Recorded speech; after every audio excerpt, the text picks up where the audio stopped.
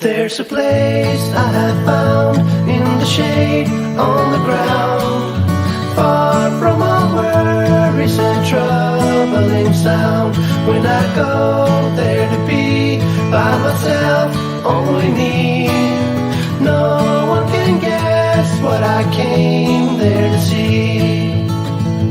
There's a sun in the sky, there's a cloud drifting by, all kinds of birds make you wish you could fly. And in the distance I see someone waving at me.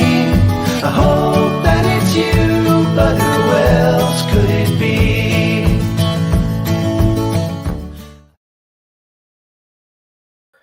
Hey, welcome Monday morning here at Untold Radio Network Studios.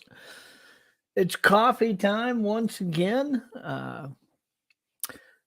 Thanks for those who are joining. Geez, we already got them piling into the chat here a little bit later this morning. It could be any minute, could be a little bit from now, but Doug will be jumping in the studio, Doug Hajicek, to join us.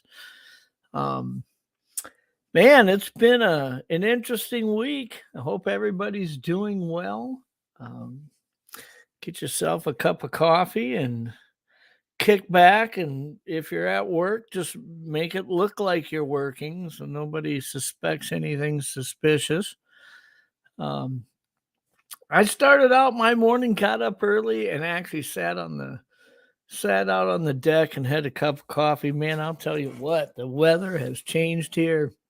We went from one of the coldest, longest winters I can remember in a while to all of a sudden it's in the mid 60s and 70s, and it was windy as heck yesterday. It's supposed to be windy all week, but it's supposed to stay in the 60s, and the lakes are thawing out. A couple of the smaller lakes are open up here, and I'm in South Dakota right now at our home in South Dakota, but heading up this weekend to the lake home up in northern Minnesota. Excited to see what that looks like up there. You ever hang out in the morning and you're looking at your Facebook feed and you wonder, where does some of this stuff come from? I mean, how does that algorithm single you out and pick you? I saw a video this morning. It made me laugh. I thought I would share it. It's a funny way to start the morning out, but this is a person whose cat evidently gets let in every now and then, but for the most part is an outdoor cat. But in order to get inside, it does something pretty interesting, and let's take a look here. She fakes an injury. So something wrong with your paw, Susan? Oh.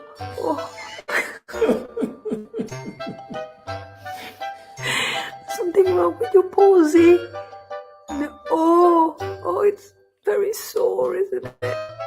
Yeah. Look at that. And then it's a miracle. It's healed. Oh, I love it. Drama queen. I love it. I think that is... Now, today you're going to be executing a dish that I started 20 years ago.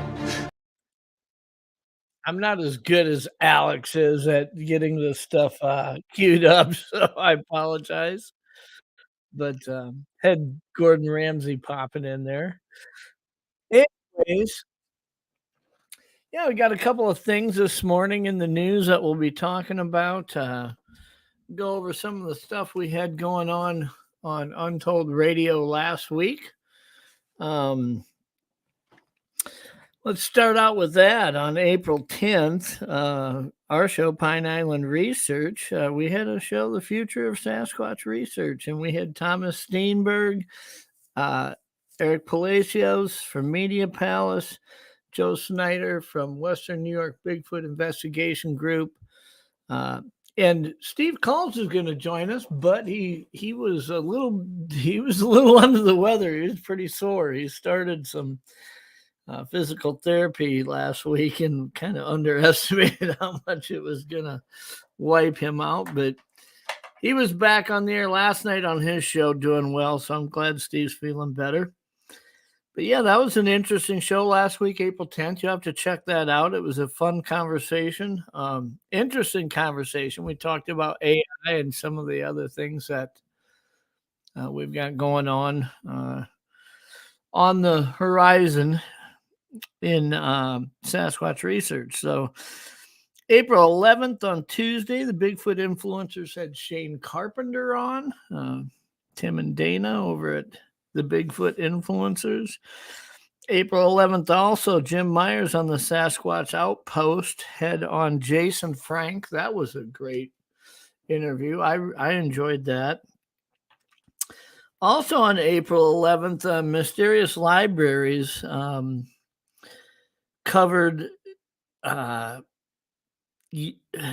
let me show you. Maybe some of you folks are going to remember this from when you were kids. But this series of books was kind of targeted towards younger readers, but The World of the Unknown from Usborns or US-borns. I don't know how they pronounce that, but they covered those books in depth. It was kind of cool. Neat show. So you can check that out. April 12th, Wide Open Research had Alexander Petikoff on, and I don't know if that was, I don't think it was live. I think it was pre-recorded, and I'm pretty sure it aired on April 12th, although I don't have that in my notes, so you have to check that out. Another great show last week, and Doug will talk about it some more here when he gets popped in. On Wednesday night, Doug and Alex on our flagship show, Untold Radio, had an interesting guest on, to say the least. It's Gary Spivey. He refers himself as the world's best psychic, and it was an entertaining show. It really was. So if anybody wants to pop in and check that out, that was last week, Wednesday. April 14th, Down South Anomalies had news, views, and lost media. Kind of talking about some of the stuff going on down in Australia and New Zealand and South Africa in that area. April 15th, Dr. Dean's show, Talking Weird, he had Jason McLean guest hosting. And that also was a great show. So you have to go back and check that out. Tonight on Pine Island Research, 9 p.m. Eastern, 8 Central, I've got CARC. It's Catskills Appalachian Research Collective, Brendan Brown and Chuck Larson. And that should be a great interview. They're going to share their experiences and some of the things that they've been up to out there on the East Coast. It'll be a great show. Just see where we're at here. Okay. And for everybody who has not been paying attention, tomorrow's your last day to do your taxes. So don't forget to do that if you haven't yet. I'm going to try to carve mine out today, although I can tell you right now, I'm not looking forward to it. Just looking at some of the things going on in chat. Welcome to everybody who's popping in, and a lot of our regulars that are here on Monday morning for coffee time. Sure appreciate you guys popping in. Let's go on to the next thing I was going to talk about. It is interesting story because it's a story that I was reading about 5 years ago.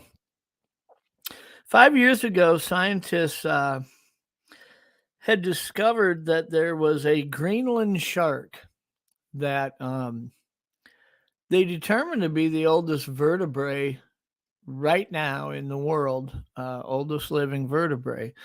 These sharks typically live to about 150 years old. It's not uncommon for them to grow older than that. They have had several cases where they had found them almost 400 years old. And in 2017, they found one that was 512 years old. And they tagged it. And they've been studying it, trying to learn more about it. And today, it's 5 years later. It's its birthday from when they discovered it. Now, can't say it was born on that day, but it's now 517 years old. They figured this shark was born in 1505. Now, there is, let's be honest about the trying to date something like that and determine its age. They used to use a method where they figured it was, they knew based on other sharks, Greenland sharks, that it basically grows 0.4 inches a year. But they started doing, once they discovered this shark in 2017 at 512 years old, they did the DNA genome sequence on it and started figuring out better ways to age them and determine their age. And that's how they arrived at that age. But that's what they look like. Typically, they'll eat dead polar bear carcasses and whatever. They're kind of scavengers of the sea, but they are kind of the apex predator in the waters around Greenland. And they, let me blow that up a little bit. Here we go. They're not exactly the pretty animal, but they are.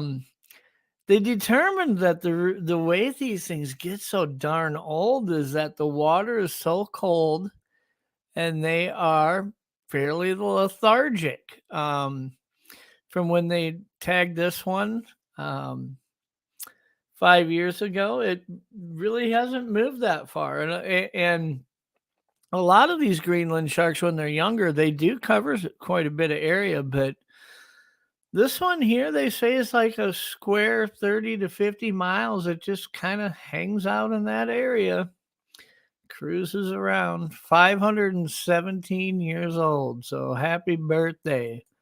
That's older than Shakespeare, which is kind of blows me away a little bit when you think about how old the vertebrate animal can be, but they think that's the oldest animal on Earth. So yeah, Doug will be joining us here in a little bit. We'll talk about some breaking news we've got with some upcoming new shows on the Untold Radio Network here. It's really been fun getting to, not only for me to getting to know the hosts, but really becoming familiar with the different shows. And I can tell you, as somebody who kind of stands in that corner of the room of Sasquatch research, takes a fairly flesh and blood approach to the subject, a lot of it was kind of unfamiliar to me, to be honest with you. There is really a lot of different areas of the paranormal, ufology. Dr. Dean and Jason McLean do a great job of covering different literature that's been wrote over for quite a while. I mean, they've covered some books that have been out there a long time on different subjects of the paranormal. And I remember their very first episode was on the Loch Ness Monster, and I was watching it. Not that I'd ever really put a lot of thought into the Loch Ness Monster before, but it was just interesting. And I think I can honestly say that there's a spot in this lineup for everybody's interest. But for the most part, if you're into Sasquatch research like I am, I mean, my show, Dr. Russ Jones, covers a lot of different topics, but for the most part, does an awful lot of shows on that. That's what the books that he's wrote have been kind of centered around Sasquatch research. And that's kind of just what I'm most familiar with. And that's where most of my interests are, stemming from an encounter that I had when I was 18 years old. So, but, as I've gotten a chance to learn about these different shows and watch different episodes of them, I can tell you that there's a pretty good lineup throughout the week. And we've got a couple shows we're adding to it that once Doug's here, we'll talk about that a little bit. Simply because he'll be able to tell you more about them than I can. But, and here he is. Let's pull him up here. Hey, Doug. How you doing? You're muted right now. Oh, I guess my mute button wasn't on. And I turned it on. Yeah, I didn't know there was a mute thing next to your name, but there was no volume. So no, it's on my mic. So anyhow, how are you? What you been talking about? Well, we talked about the oldest living animal on Earth right now is a Greenland shark that had. Oh, good.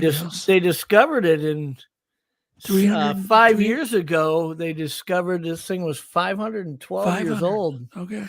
And they tagged it when they discovered it, and now today it's 517 years old. It's still alive. So. But that's the oldest one we know about. There is a theory that there could be Greenland sharks living on Earth that were born before Christ.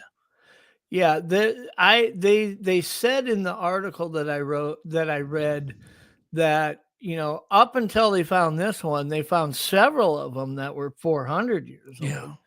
And around that range. And then this one was 512 when they first found it. But now that they've worked up the genomic sequence and learned about this animal over the last 5 years, following it around, they said they believe there's definitely sharks that are probably over 1,000 years old and could be older than that. So You're right. I mean, well, here's the interesting thing about Greenland sharks. One, they basically have this parasite in their eyes, so they go blind. Mm-hmm. So could you imagine being that old and not being able to see anything? Just kind of weird. So they can see light, and they can see a little bit, but they're basically blind. And I don't know if you're aware of that. My team filmed the first Greenland shark in a freshwater river, way inland, like north of Minnesota, Jeff. Wow. Yeah, big Greenland was 12 foot long. And we used ROV with radar and cameras. So it had LiDAR radar, so we could see it. It was right by a guy's walleye fishing dock where he catches walleyes. Yeah. I know there's been many accounts of them coming up into the Great Lakes. So that certainly, any of the rivers that flow, there's so many rivers that flow into them. But they'd never been filmed. So they had never been filmed and documented, and certainly this far inland, just so weird. It's just bizarre. It is. And they're supposedly, there's theories they'll eat caribou, moose, like when they come to drink, and these Greenland sharks will get them, or they'll find dead animals in the water. And then I have a theory that the real big ones that are 2,000, maybe even older than that, live very deep, the very deep depths, and rely on like whale carrion that eventually falls and sinks to the bottom of the ocean. Yeah. And they just become predators. So this one here, when they tagged it, they said that it has basically stayed in a square 30 to 50 mile area at the bottom. Really? And it's so lethargic.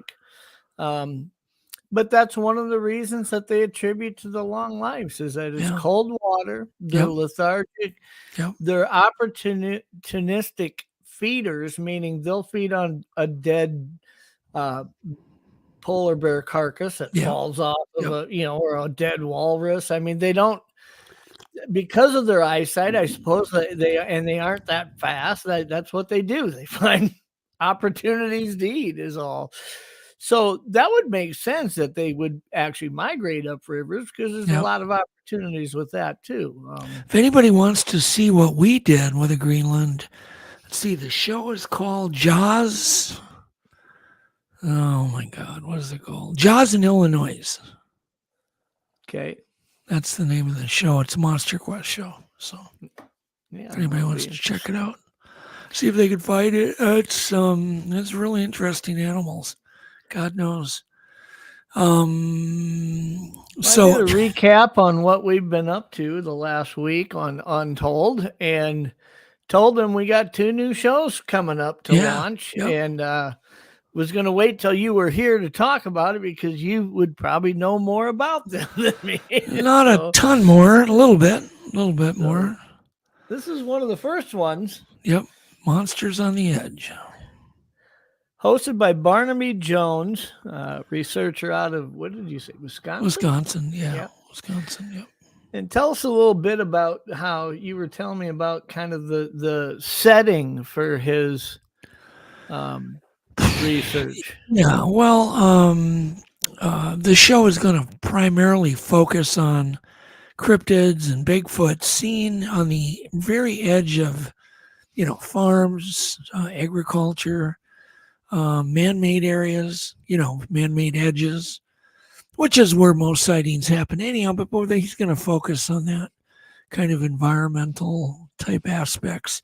Why are they punching into our suburbs? So, and that'll cover all cryptids. So, and the thing is about Barnaby's name. You remember the show? Do you remember the show, Jeff? Barnaby Jones?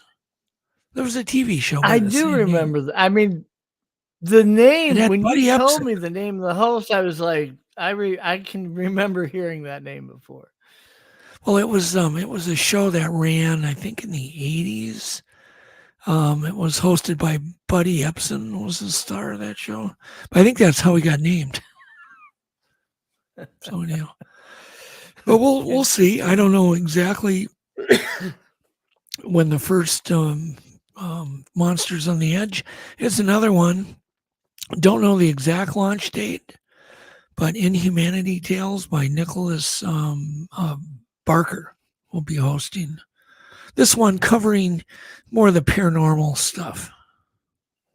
Yeah, so he's an author. Yes, this is the book covers. Publishes out of Hangar One here. Yep. But this is one of his books, Faces of Inhumanity, and also Inhumanity. So that sounds pretty intriguing. I mean, it is. It should be. That's like one of those shows that should come on at midnight, ready to scare you to death. But yeah, I don't know when those are going to drop. Yeah, I don't think that's been decided. But yeah, there'll be 2 and 2 editions that'll be coming up May and June. So nice. So what do you think about this 180-degree turn in weather that we've had lately? Well, that's kind of beyond 180 degrees. I mean, it was almost 90 here. There is snow on the ground right now again. Yeah. It's like, what? We evaded that over here, but I know in northern Minnesota and up into the cities there where you're at, got it pretty good. Yeah. We like there, we were in the 80s and close to 90 degrees for about 2-3 days in a row. We met some of the smaller lakes. The ice actually came off. I took the boat out and kind of de-winterized it the other day. But yeah, the ice is off all the lakes pretty much that I can see now. Yeah. It went off so quick. I mean, when it hits 90 degrees. Yeah. Well, the wind insane. Too.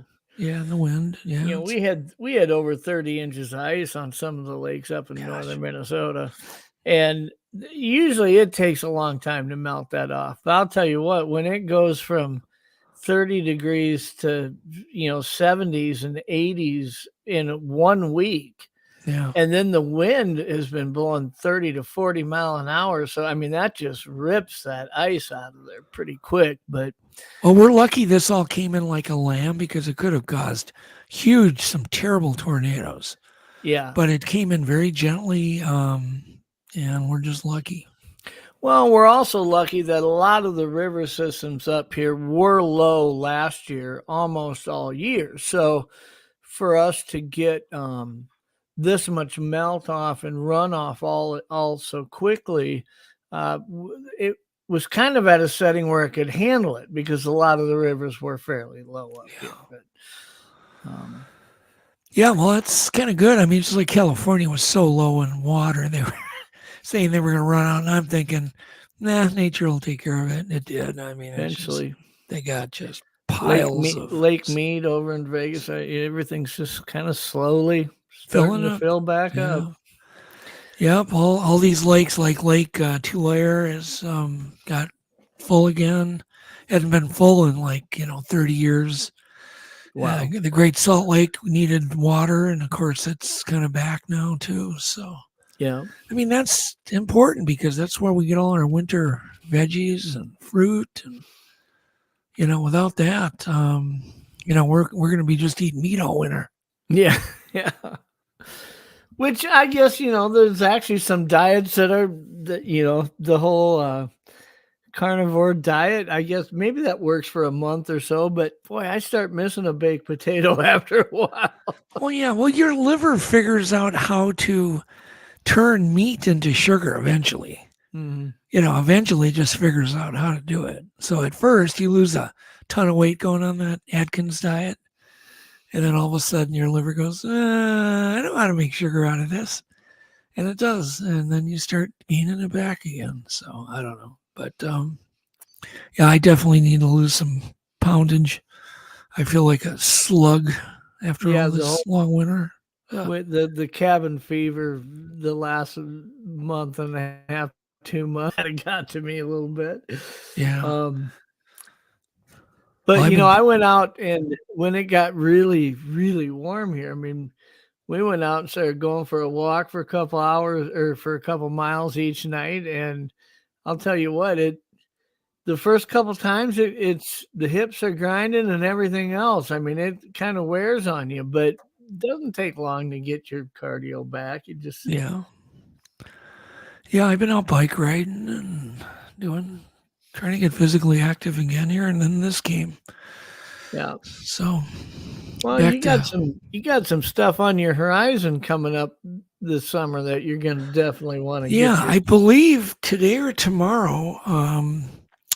I've approved the Kickstarter campaign for Legend Meets Science. So that's finally going to launch, and I'm like, oh my God, it's been delayed after delay after delay. Yeah. But I got my boys involved in it, people I can count on versus people I can't count on, and they finished it up. And I know Alex has been working pretty much 20 hours a day, I think, the last couple of weeks on it. Yeah. I was going to get him to pop in on the show one of these Monday mornings, and he said, you got to give me another couple of weeks. But yeah, he's been busy.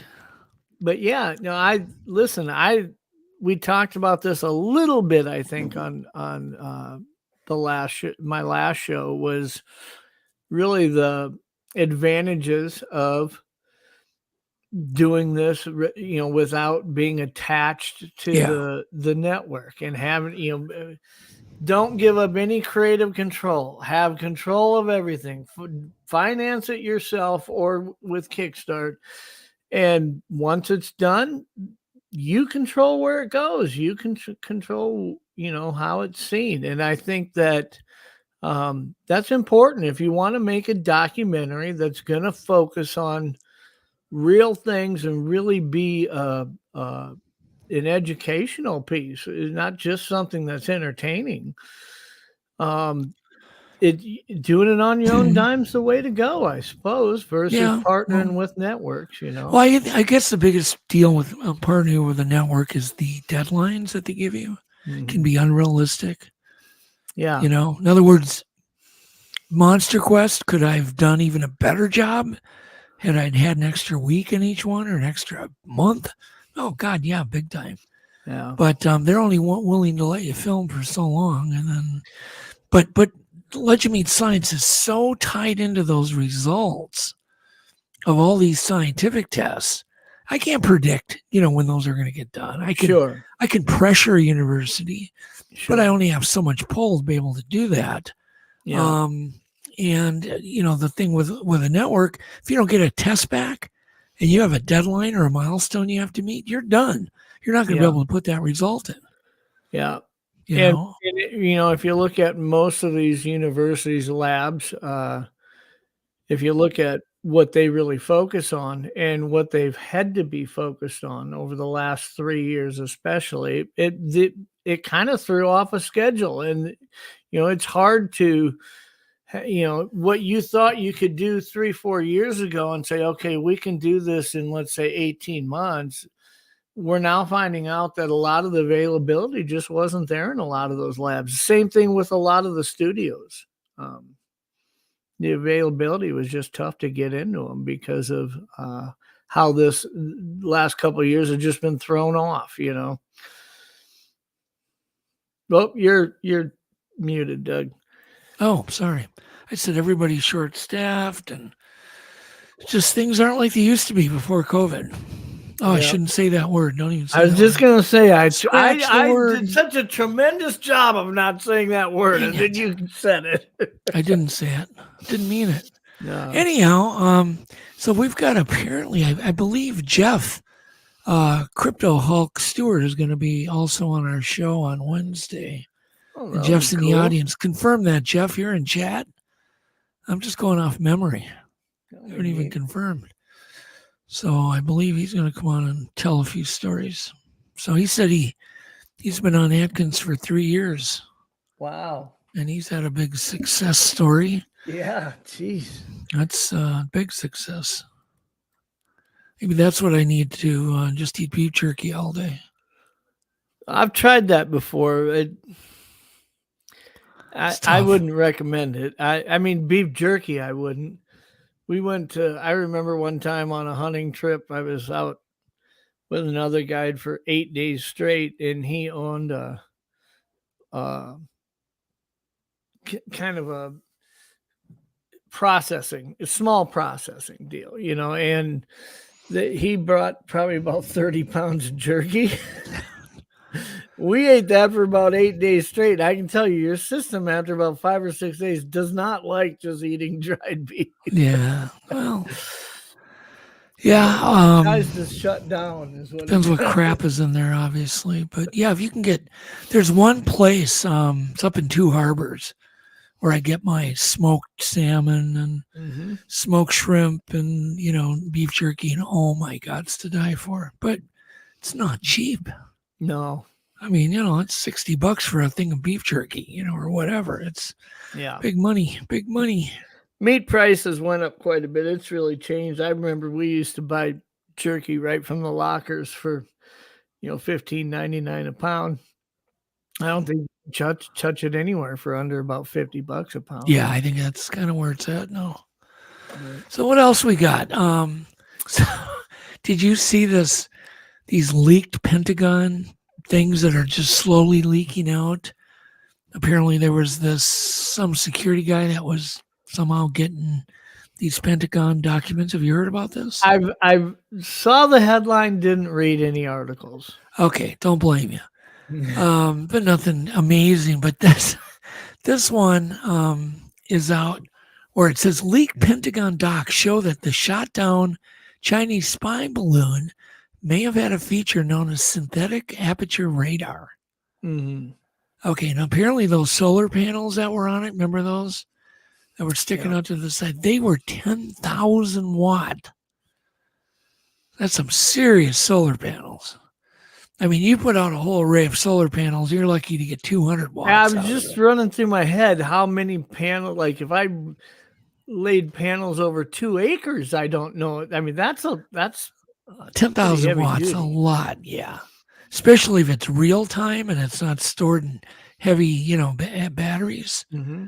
So, anyhow, so apparently this synthetic aperture radar, also known as SAR, did a lot of spying inside buildings. So it's kind of interesting. Pretty interesting. Wow. I mean, the Yeah. article is pretty boring. You don't really learn much in the article. I could read. I've got it here, but I do know this, that they obviously garnered a lot of information, and you do wonder why they let that thing roam around the U.S. as long as they did. I got to pull up Jen's article. She was asking, hey, where will we be able to watch Legend Meets Science? I have no idea. Yeah. I hate to say that, but obviously there'll be, DVDs for sale right away. We'll be giving away thousands of them. I would imagine it'll be on a streaming service somewhere. And it'll be probably tied into the Kickstarter thing, too. Sure, it could end up on Amazon. And get to download it probably in the Sure, first tier of viewers. Right. Yeah. I mean, there's like 10, 12, 13 tiers. But, people will be able to, go to Amazon or Netflix or somewhere and watch it. I'm excited to see the Kickstart launch because it looks like Alex had asked me about the book that I've got coming out with Hanger One and asked if we could do, well, if you give X amount of dollars, can we give away different things to kind of encourage people to donate? And I was like, no, you can't, but you can just send them over to Kickstarter, and we'll give you the video for next Monday, the Kickstarter video, and you can play it. It's about 3 minutes long. Cool. Goes into detail, and you can certainly go through the site. In fact, we encourage and we'll need our podcast to do that in order to do this. This is far more than just a doc. This may give us finally our definitive DNA results. Mm-hmm. Right? And there's an awful lot of other stuff. Some of the stuff you've got, completed, right? As far as, there's different segments on different things in the documentary. One of them, you'd been talking about the guy who could actually create infrasound and putting the camera down the throat and all that. I mean, that was something. No, we haven't filmed his sequence yet. Okay. We'll be filming a very interesting number of sequences. One will be an ENT is going to do to basically put a camera down to see how he's doing this. Mm-hmm. So be able to see it real time.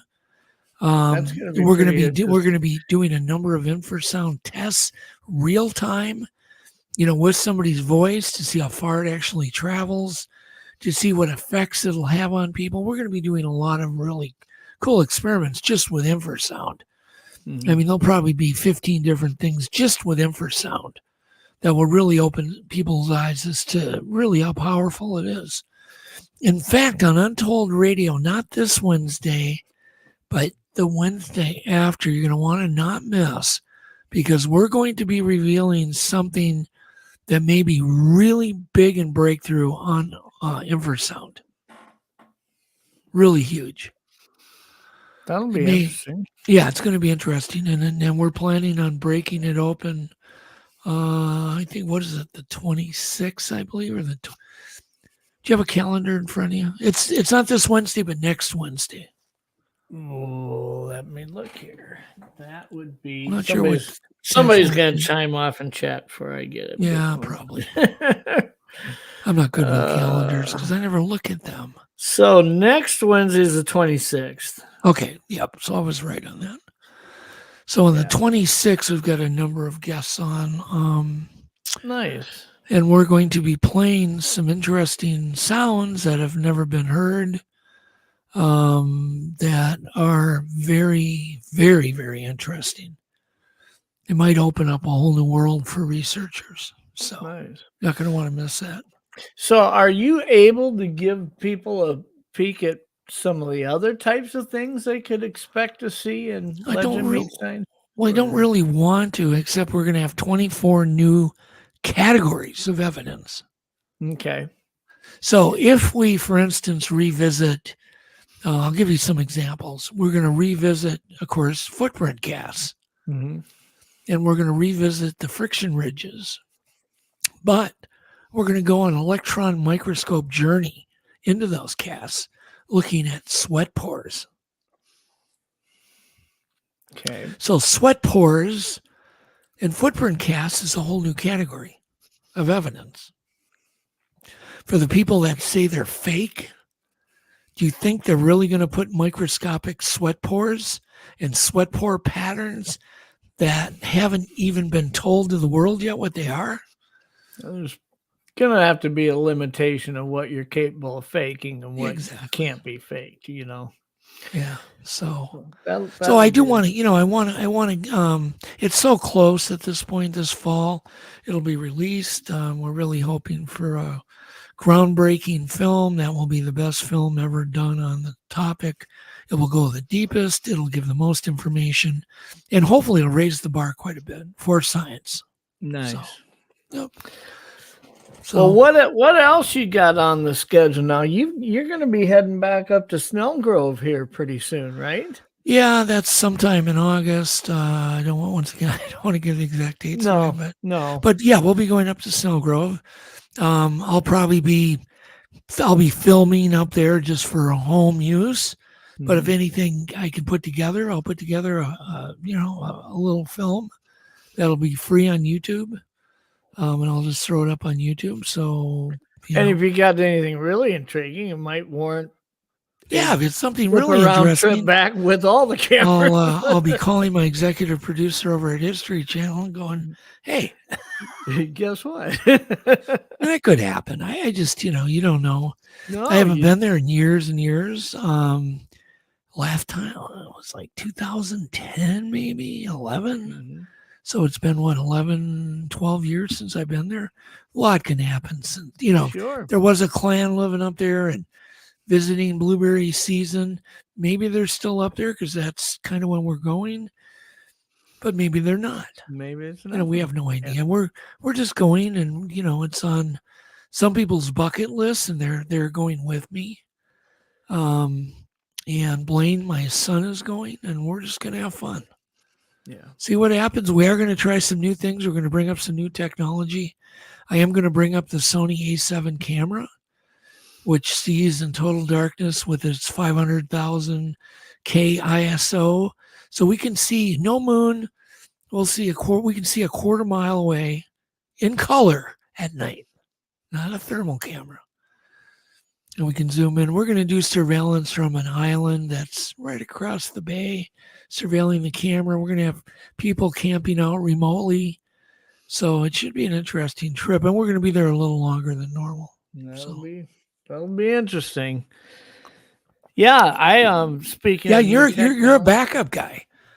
Well, you had asked me about going up there, and I just kept thinking, on one hand, it'd be really awesome, and the other hand is, I kept hearing you talk more and more about all things that happened. I thought, be careful what you get into, right? Yeah. Well, I remember the last person I brought up there. Let's see, we ended up with an emergency landing. We had the cabin attacked. We had somebody get seriously hurt. We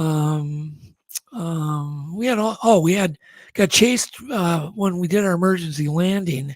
There was an abandoned hotel. It was right out of The Shining. There was an abandoned hotel we all walked up to right in the thick pouring rain, in the fog. We go into this abandoned hotel, and it's like new. It just was abandoned. And there were all these warning signs like, you'll be shot on sight if you come here. And so we're just exploring this. There's no power, electricity. So we're exploring this thing with flashlights. And there was a roll of paper towels that I found. It was one of the only things I found. And I told them to the person I was with, I said, grab that roll of paper towels. It could save our life. I don't even know why I said that. And that roll of paper towels ended up saving everybody's life. on that plane, because when we took off, because there was a guy or two guys coming, and they had shotguns. They were holding them in the air, and they were heading on boat. And we loaded the plane really quick to get out of there, and we took off. And the pilot said, "I can't see anything. We're going to hit the trees," because we were all soaked and everything fogged up, and he couldn't see out of the windshield. We're about to hit the trees. Wow. And so we handed him that roll of paper towels, and one swipe, he cleaned the windshield, and up he went over the top of the trees. So yeah, it was hilarious. That is crazy. So I do owe them a roll of paper towels, whoever owns that hotel. No idea. Well, I'm excited to see some of the work you do with that camera, because I'd seen some of it. You were sharing with me when you first got it. It's really it's impressive. Incredible.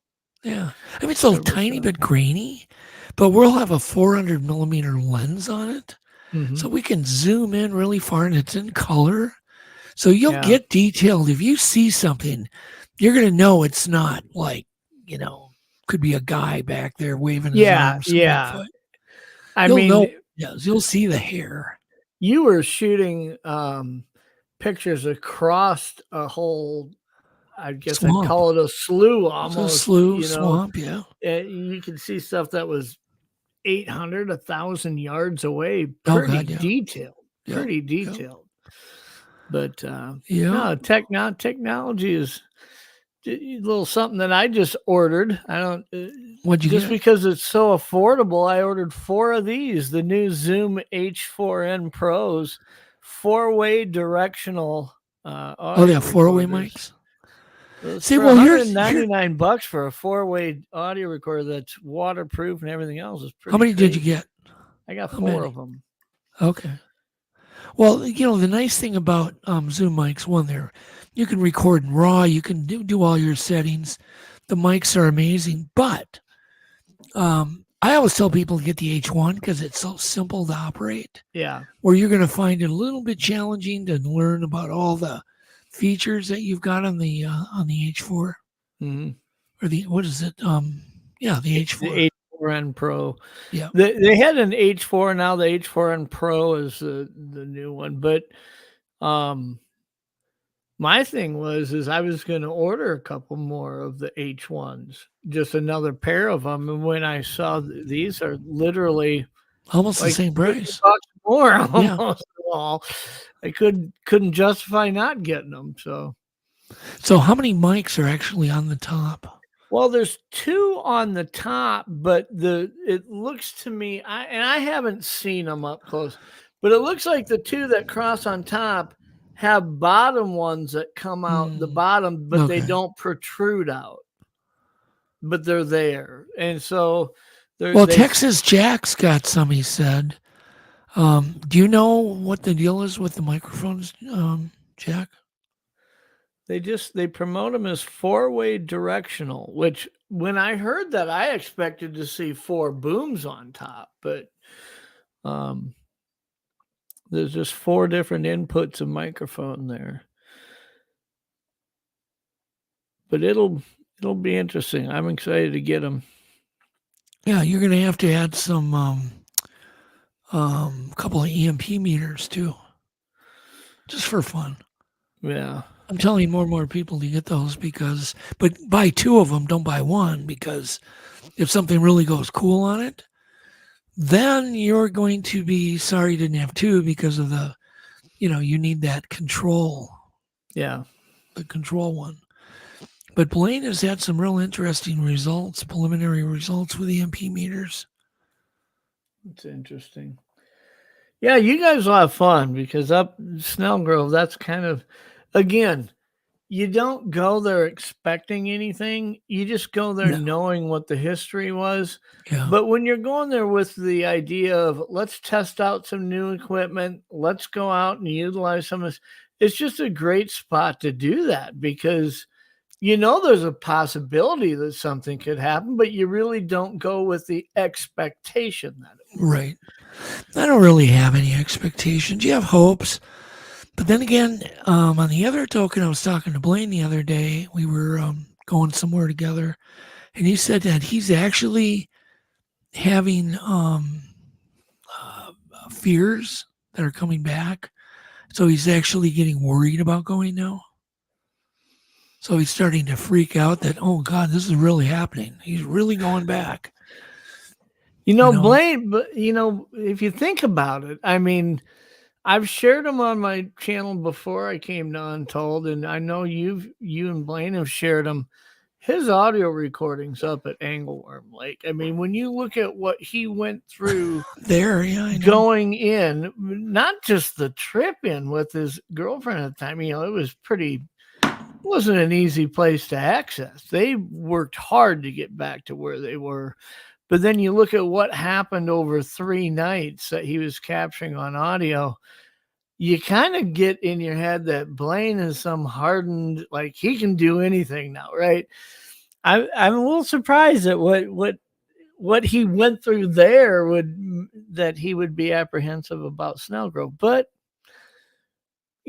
I suppose you get the closer you get to the date you leave, there's a little bit of anxiety, maybe. Oh, I was going to jump back just to the mic, so we'll get back to what we were talking about. Grasshopper mentioned he preferred omnidirectional. These are actually on the Zoom. They are actually 2 omnidirectional mics. So omnidirectional is for sure the best. People come to me all the time. They go, oh, I got to get a parabolic mic. And I'm like, no, don't bother. Those are so directional that you have to actually see your source. Like if you can see a Bigfoot talking, then you aim that at him, you're going to get amazing audio. But just pointing it in a general direction, parabolic mics are so specific. You could be off 1 inch and you'd be only getting half the audio that's really going on that you would get with an omnidirectional. So I always get an omnidirectional mic. So absolutely we used to use the paradirectional ones back in. I spent an awful lot of time playing in a band, and whenever we'd go to a new venue, you'd ping the room, and you'd just shoot a signal to the firewall, have it come back to where your soundboard is, and it would automatically start setting up a lot of the digital stuff in our sound mixer. But then when we would record, you'd want it directional. So this whole getting outdoors and using sound stuff outdoors where you wanted it to go in every directional possible, that was kind of new to me when I started using these 4 or 5 years ago. But the Zoom, like the Zoom H1s, they're omnidirectional, but they're 360. I mean, you're going to get equal sound on all sides of it. Oh, definitely. Yeah, they're aimed. They're crossed over. But that really doesn't affect the sound you get from the side or wherever, the top, the sides. They've been really good at picking up very nuanced sounds. And the Olympus is fine. I mean, all these things are, I think, good. Well, when you listen to the final product that's recorded on these, to me, it's so surreal to hear. You get used to seeing video and pictures and stuff, but to close all your senses off except your hearing and put on some really good studio headphones and you start listening to that, boy, it feels like you're operating in a 360-degree soundscape. Yeah. Did you also feel a little freaked out when you listened to Blaine's audio there? I'll tell you what, the most interesting thing about Blaine's audio to me wasn't just the things that he captured. It was how you could portray the distance. When you heard one wood knock and it was followed by a fainter one, you could tell it was a completely different direction. It wasn't just softer in sound. Yep. You could tell it was from a whole different source of direction when you heard that second one because of how it's playing through those headphones and how it was originally recorded. So again, when he threw it, when whatever was threw the rock up and it rolled up to the tent, I mean, you could feel it hitting the left side of the tent that you're in, I mean, it was just crazy how, and those, if anybody wants to hear that hasn't, it's on the Untold Radio Network. Go to the video section and then just scroll down till you see there was it's called The Bigfoot in My Camp. Part 1 and part 2. Yep. Yeah. No, that was when you hear it throwing the big flat rocks into the lake, you can tell that the water is fairly shallow right there, because not only do you hear this rock smack the surface of the water when it lands, but you can hear it almost clack as it hits other rocks. Well, yeah, they always seem to do a ricochet. They never. Yeah. I've had more rocks thrown at me, like up at Snell. I've had rocks thrown at me. They've always been ricocheted off something. So they'll hit something and they end up right at your feet. It's really interesting. They're really good at that. So the bank shot. Bigfoot would be a good pool player. Yeah, the bank shot. Yeah, no, it's true. They apparently understand angles and ricochets, and it's, because how do you explain something ricocheting off an object and landing at my feet perfectly? Yeah, it's like, and then rolling just the right amount where it stops right at your feet.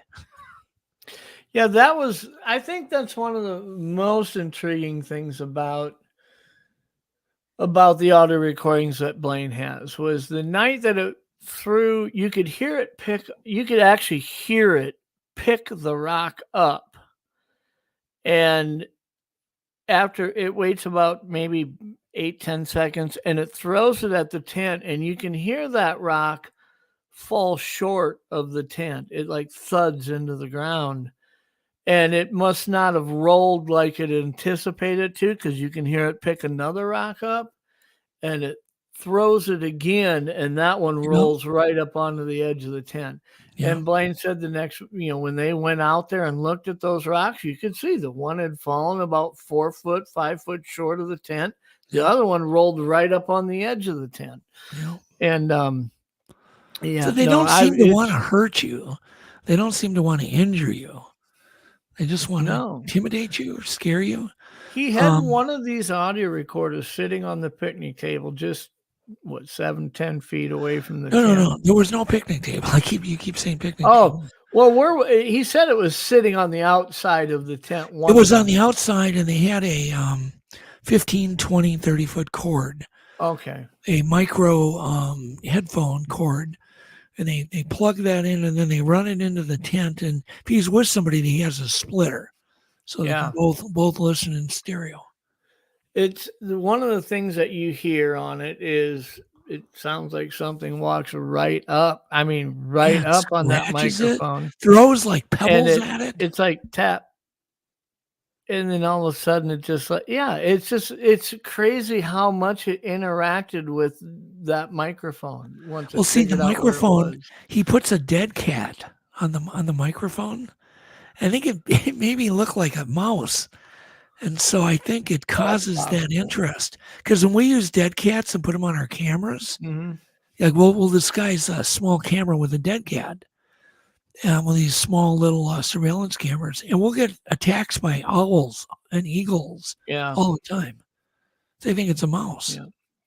So the other interesting thing was, and it's a great tactic, is they hike way out into this main area. Then for 3 days they have where their tent is kind of their main camp.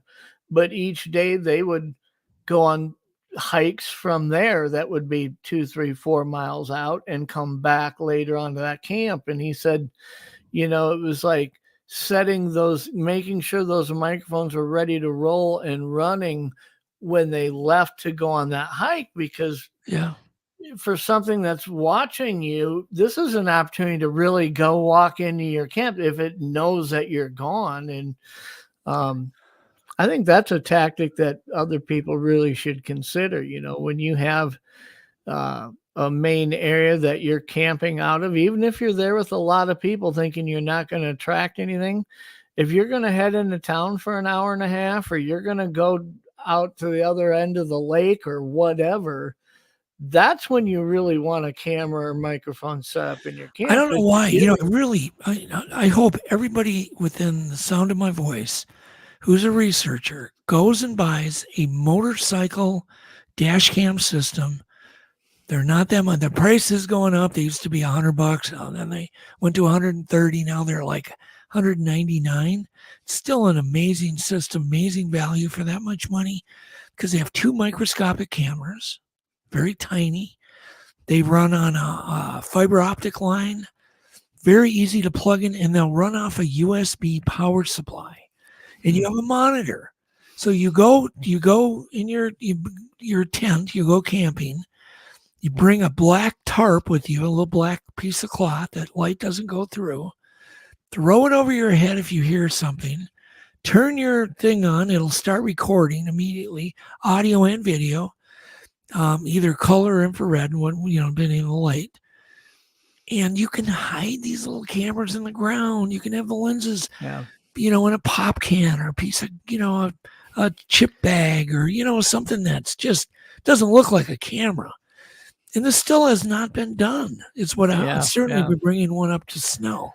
I love the idea of putting one in a cooler, a big cooler. Sure, in a cooler or something. Because, we've heard these conversations over. Me and you had these conversations a year ago for, probably 100 hours. How can you say that they're afraid of the camera when they can't see the camera? Well, that's what I'm saying. Our discussions that were a lot about what can it and what can't it detect, battery presence, IR flash, and the answer is we don't know, right? I mean, there's a lot of theories, but if you have a camera in, for instance, a cooler, and you don't turn the camera system even on, it's off until you hear activity. Mm-hmm. You hear something walking around in your camp, then turn it on. My thing is, if I was going to leave the camp and you put a camera in that cooler and turn it on and shut the lid, that insulated cooler, I'm guessing that whether it could detect battery presence or whatever, I don't know that it would detect anything in that cooler until it's opened the lid and it's too late. Yeah. Right. It's too late by the time it opens them. So I just think there's so many things that you can do with this motorcycle dash cam. The one I recommend is made by Blue Sea Sky, one word. They're on Amazon. Make sure it says it has the USB adapter, which they include in that thing for testing the camera system before you wire it into your motorcycle, because the motorcycle is 12 volts. Mm-hmm. Well, what's the beautiful thing about the USB, it'll run on 5 volts. So you can just buy one of these really cheap, or a number of them, these power adapters that you use to charge your cell phone. They're tiny, they're like the size of your cell phone. And you can just plug that USB, and the moment you plug it in, unlike your Zoom recorder, there's no buttons to turn on. The camera both of them fire up and start recording instantly. Are those the camera systems is that the brand and model that you're actually installing? Yes, like Blue on Sea. e-bikes when you make I've them? bought like 10 sets of these already. Mm-hmm. Blue Sea Sky is the brand. Like I said, the price is going up. Right now they're $199. You might be able to find them on sale. But motorcycle dash cam, they're waterproof, right? Mm-hmm. They're small. They come with extra cable for the cameras. And they're color coded, the cables. So you just plug them in. The cables are thin, so you can bury them. You can just poke or just cut, some holes in the bottom of your tent, and then just duct tape over them, which duct tape you can lift and put back on. Keep bugs out or whatever, then shove the cameras through, string those two things, one on the right side, one on the left, and get creative in where you put them. Put one in a cooler on the right side. Kick back and put the headphones on and put one in a beer can or a piece of garbage. This is the stuff they got to be used to, when they come into someone's camp. Sure. There's junk laying around, Hide them in the binoculars. Do something to disguise them. And when that's been done by, 50, 60 people, they can come to me and going, yeah, we used to have action every time we go, but every time we use your cameras, we don't have any action. Then I'll start going, oh, okay, I believe you. Yeah, yeah. But if Blaine would have had this system, God knows what he would have recorded. Oh, man, I'll tell you what. When you hear the audio recording as you just think, man, if he would have had the right video system set, equipment with it really would have been interesting to see what would have happened. Yeah, it would have been real interesting. I mean, who knows? I don't know anything. All I know is here's a creative way that everybody can get away from the standard camera traps. We have to. I mean, if we don't start doing different things like this, Doug, we're not gonna get it. I mean, people will argue Patterson Gimlin left the ball on the 5-yard line, and we haven't moved it much in No. over 60 years.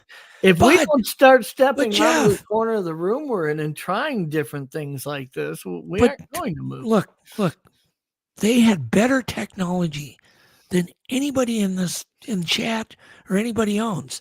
They had an instant on 16 millimeter camera that required nothing, no focusing, no switches to be turned on, nothing. Just pull the trigger. Yep. Bam, they were filming.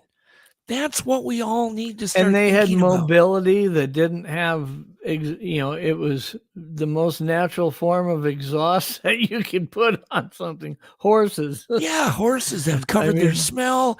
They were by a noisy river. Start doing your research, by noisy creeks.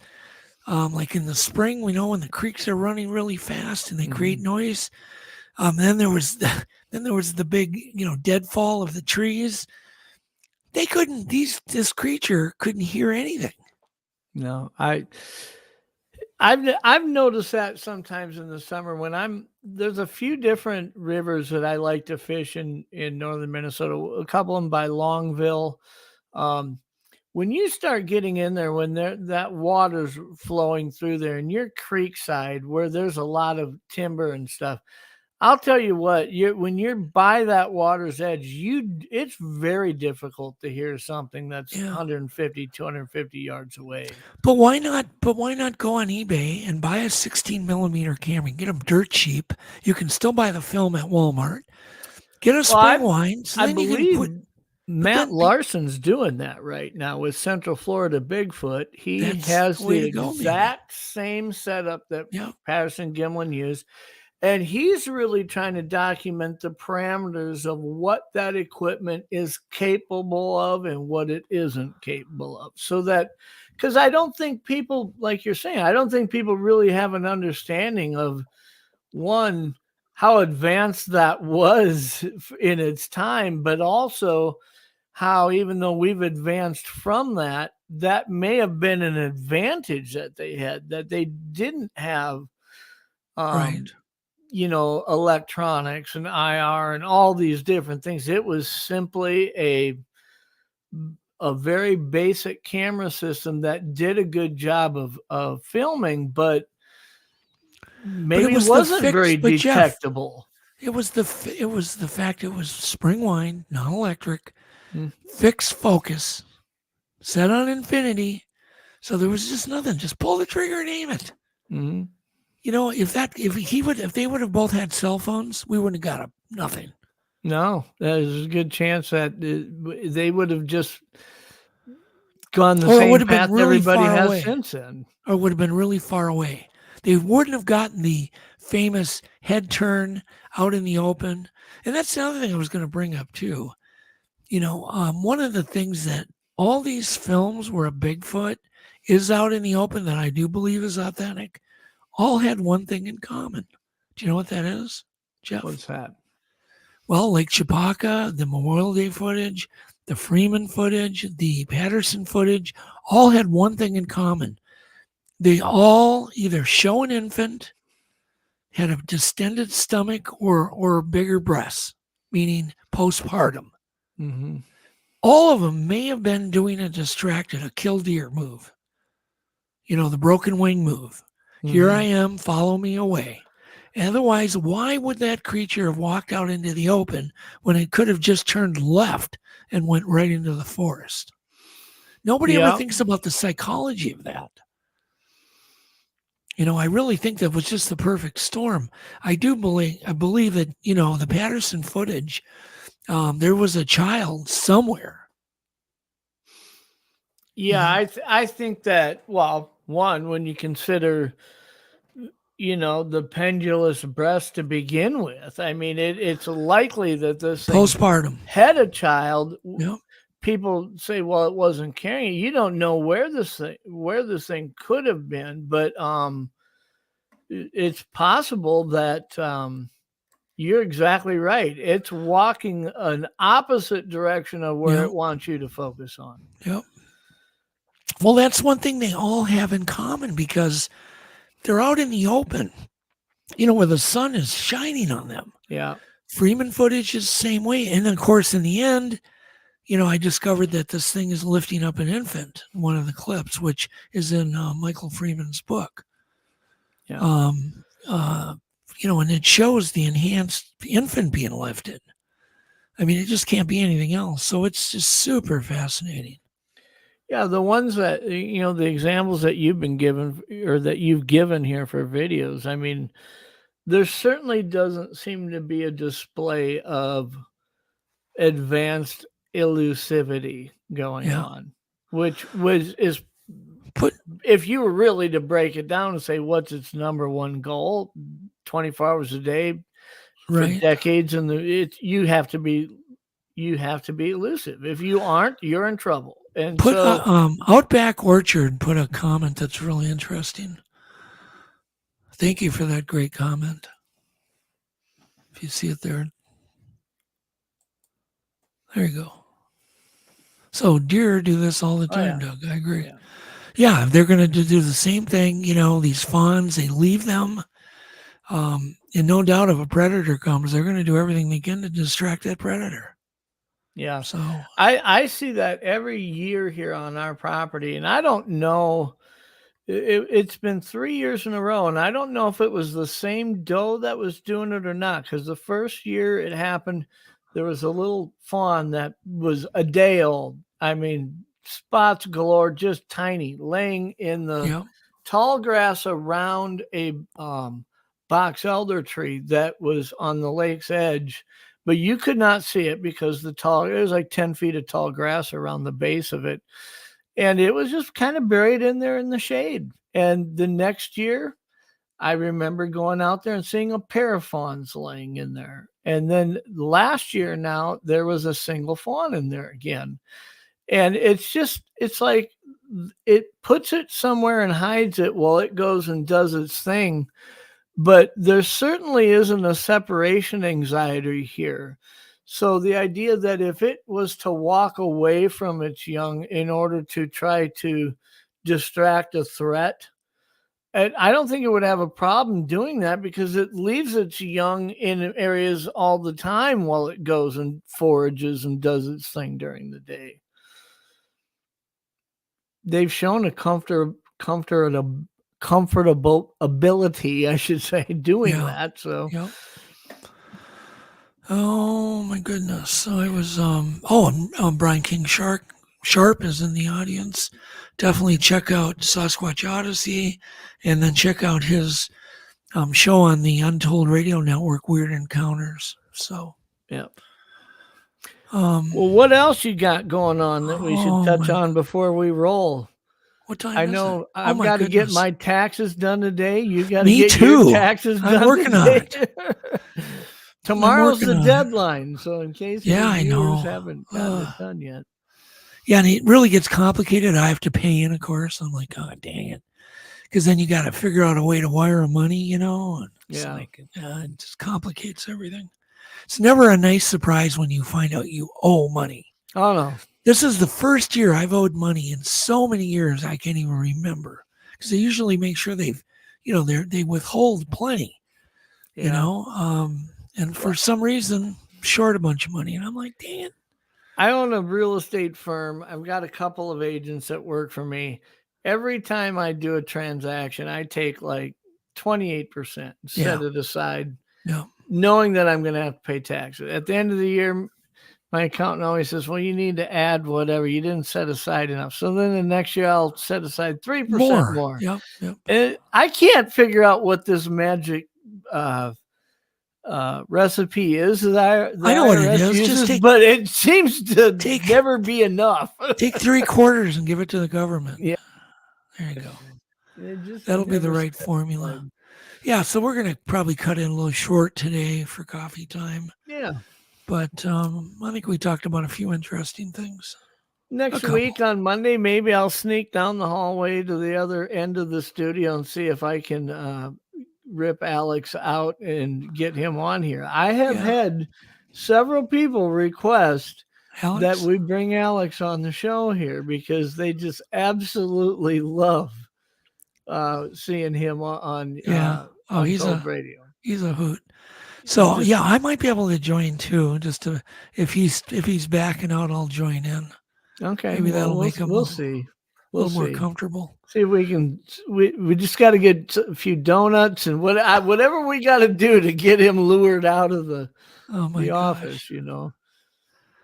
So yeah, I'm just looking at the comments. Yeah, it's nice. Anyhow, thanks everybody for joining us. And yeah, appreciate thanks it. Jeff for the invite. And well, you have maybe I can come back next week. You're welcome to come on whenever you want. You know that. Yeah. You have a good rest of your day. And, you too, Jeff. We'll talk to you later on. All right, we'll talk soon. Okay. And the rest of you guys, appreciate you guys showing up. Had almost a record amount of viewers today. I know we get them viewing live through not only YouTube, but our Facebook platform. And then shortly here, it's uploaded to all the podcast platforms, and they can listen to it there. We're excited about the growth here at Untold Radio. Bringing in, obviously, a couple new shows to launch in May and June. But it's just fun being able to see people interact. I do my shows live on Monday nights, and then we do coffee time here Monday morning. I love doing it live because we see that interaction with the chat. It's an opportunity for them to ask questions and be a part of the conversation. Some of the shows on the network are pre-recorded. And I get that because sometimes it's hard to get certain guests to match your 1 hour window of when you want to interview them. It gets difficult scheduling guests when you're doing live shows, but that's one of the reasons why a lot of the shows that do pre-recorded formats, they get some pretty impressive guests on because if that guest says, let's do the interview at 4 a.m, that's when you do the interview with them. So, and just pre-recorded. So, but no, we appreciate everybody showing up and being a part, whether you listen on podcast or whether you tune in and see it live on Facebook or YouTube. You're such a valuable part of my show, especially these live shows. I just love it. Tonight will be on 9 p.m. Eastern tonight. And it should be a great show. Look forward to seeing you guys there. Otherwise, we hope everybody has a great rest of your Monday.